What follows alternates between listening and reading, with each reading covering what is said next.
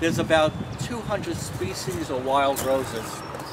And the reason why you don't find them at garden centers is because most of them bloom only once for a couple of weeks. And they have tiny little flowers, 5 petal, they're called a single.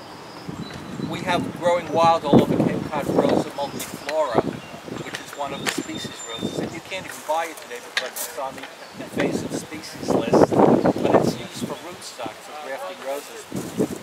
There is a very common species rose that's the only one you'll find in every garden center, and that's Rosa rugosa. This is a species rose. This is a wild rose. And there's the pink one, regular Rosa rugosa, and there's Rosa rugosa alba, which is white. And today there are hundreds of hybrids. They started crossing rugosa with hybrid teas and floribundas, so you have all these different colors. The species roses are very disease resistant, very hardy. Rugosa will never need to be sprayed. It will never get a spot. The insects don't like it. They're fragrant. These bloom over and over again. With, a lot of people with or without deadheading? Well, on the beaches they're not deadheaded, so they bloom once and then you got the hips.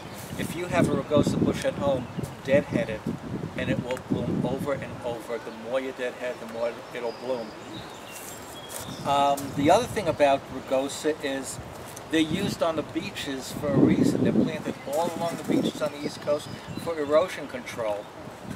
Because if you plant this, a little baby's going to pop up here and there and there and there, and it spreads that way. Only rugosa roses do that.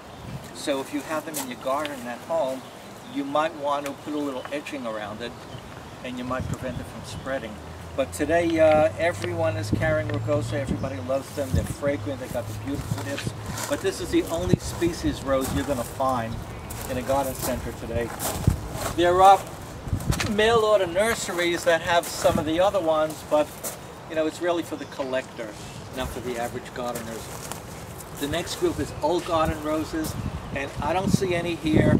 And I've been to all the garden centers, and you will either not find any or maybe find 1 or 2 varieties for the same reason. Most old garden roses bloom for a couple of weeks and then they're finished. They are very fragrant, very old-fashioned looking.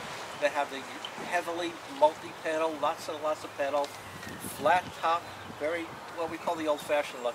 But they bloom for a couple of weeks and they're finished. And this is why they're not carrying them anymore at garden centers. And again, mail order nurseries, you can go online, you can find old garden roses and order them. But now let's get to the modern roses. The modern roses started in the year 1867. The first hybrid tea was hybridized. It was called La France. And we have some hybrid teas here, some of the well-known ones. Now, what is specific about a hybrid tea? Hybrid tea is what you get at a florist. The florist rose is a hybrid tea. Now for years, we had a nursery and I've been giving lectures and people always call them tea roses. They're not tea roses. Tea roses are completely different. Tea roses is an old garden rose group that came out of Asia. They won't even grow in this area. They're not cold hardy. They have tiny little flowers. This is a hybrid tea, completely different from tea roses. I've even seen signs at garden centers, tea roses, and it's a mistake. Hybrid tea gives you those long canes, nice big bloom on top. When you get one from a florist, there's one really nice bloom at the top. Florist roses are grown in greenhouses in places like Ecuador. They're perfect.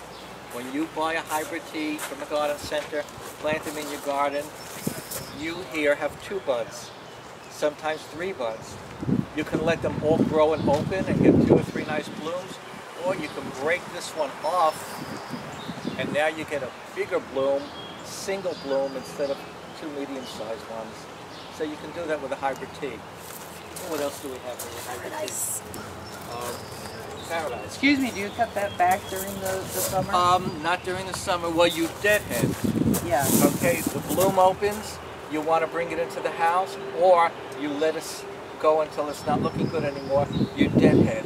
What deadhead means is you go down a little further down the 2nd or 3rd leaf, and you snip it here.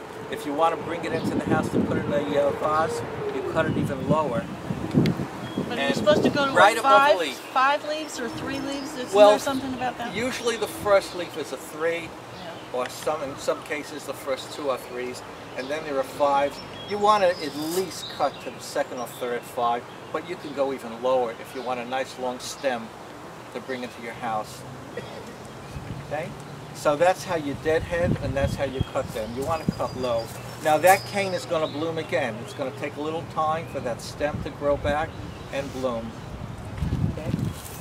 Now you prune them in the spring when the forsythia blooms. So this year was a little late. I started pruning mid-April. Usually I'm pruning the end of March, beginning of April.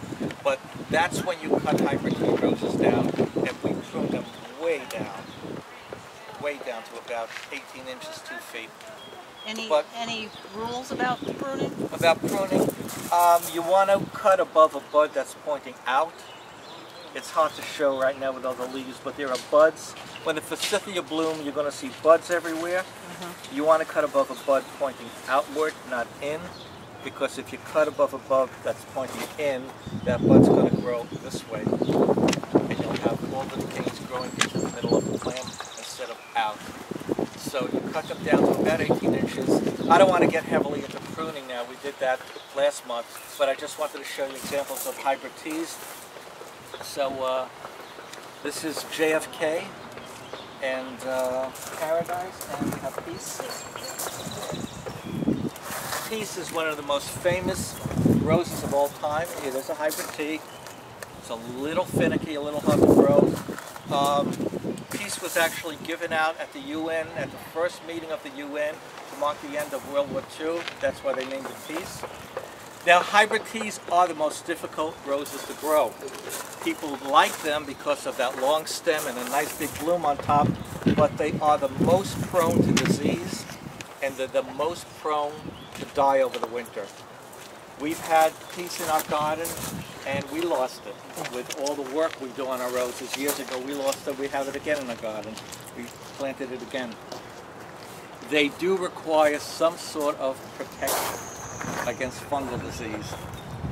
You can either spray like I do, and I take care of 25 people's roses, and I go around every week spraying everybody's roses once a week, or you can use a systemic, we were just talking about, like Bayer, that you pour into the ground every 6 weeks.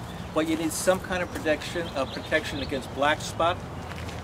You should have mulch on the ground, which protects the spores from splashing up when you water. If you start seeing spots, usually it starts at the bottom. You want to pull those leaves off.